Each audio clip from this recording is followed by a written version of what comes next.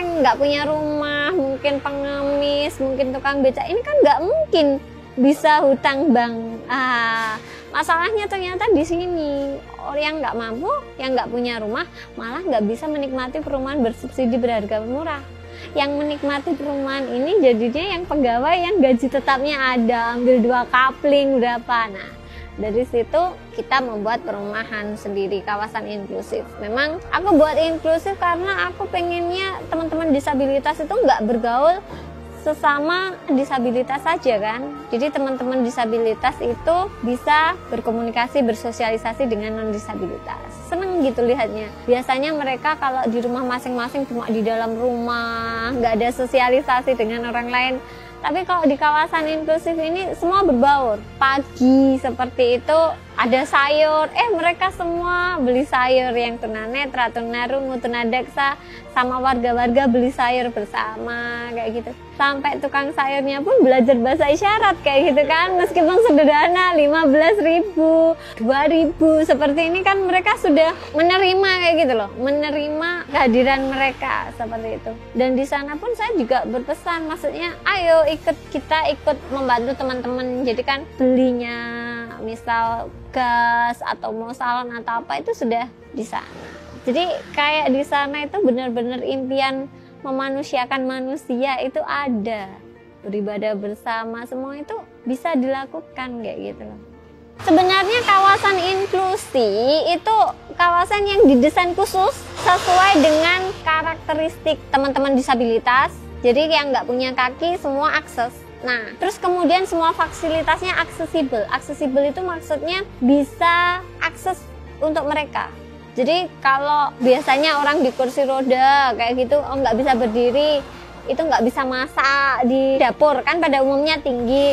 Nah, di kawasan inklusif disesuaikan, dapurnya pendek, stop kontak pendek. Coba kalau stop kontaknya di atas nggak punya kaki kayak gitu kan. Nah, inklusif itu sebenarnya di situ aksesibel, akses untuk teman-teman, jadi nggak ada hambatan, mereka sama seperti kita. Dan juga ada jalur-jalur tadi, aksesibilitas untuk guiding block, jalur untuk tunanetra, kemudian jalur kursi roda sampai ke rumah-rumah penduduk. Kenapa? Biar teman-teman disabilitas itu juga bisa bertetangga kan, main ke tetangga seperti itu. Nah, aku pengennya seperti itu. Jadi kawasan inklusif itu memang sebuah kawasan yang memang kita hidup bersama, berdampingan, baik disabilitas maupun non-disabilitas tanpa diskriminasi kayak gitu loh.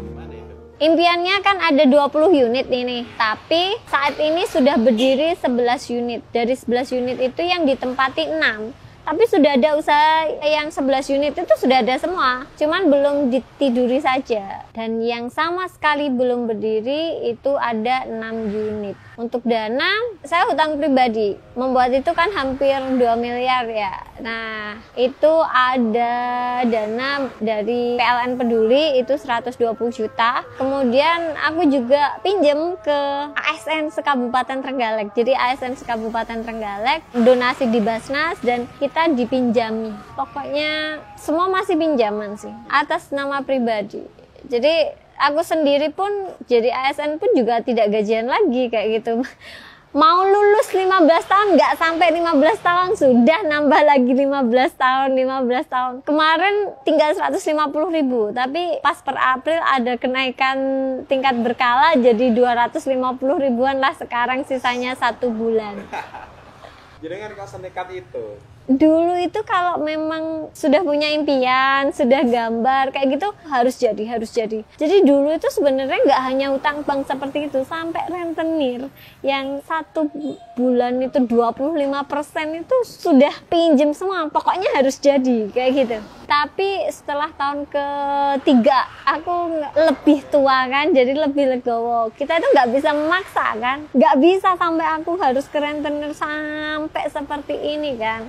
Akhirnya ya belajar legowo dan ya sudah berhenti. Kalau ada uang ya kembali, kalau enggak ya enggak. Gimana respon suami berarti ya? Aku sudah divorce sih, jadi nikah itu paling cuman 1 tahun. Jadi nunggu anak lahir, kemudian memang kita divorce. Karena memang ritmenya hidupku yang seperti itu kan di luar akalnya orang kan. Orang kalau jadi pegawai negeri kan harusnya kan menikmati gaji, sertifikasi guru, diam, kayak gitu kan. Beli rumah, beli mobil dan lain-lain. Lah, aku kan jualin semua. Apa yang ada tak jual, gaji tak habiskan. Itu masih mending loh sekarang 250. Dulu CPNS itu tinggal 9.500 rupiah. Sama bendara dikasih 10.000. Jadi aku pernah dipanggil sama KUDP dulu. Ditanya, kok bisa CPNS terus gajinya tinggal 9.500 kayaknya. Arti bahagia menurut aku sih sederhana. Ngelihat orang di sekitarku bahagia, sukses, itu tuh sudah nggak terbayarkan, nggak bisa diukur dengan materi yang aku ngenol tadi kan, dengan utang miliaran itu nggak bisa. Ada rasa tersendiri kayak gini loh, kita membuat sebuah karya. Ternyata ini bisa membuat banyak orang bahagia. Kan cuman mengorbankan satu aku tau kan, aku aja cuman mengorbankan aku aja kayak gitu kan, ibaratnya seperti itu. Tapi kan masih bisa membuat banyak orang bahagia, ini sudah sepadan. Jadi lihat mereka sukses kayak gitu tuh bagiku sudah nggak terbayar.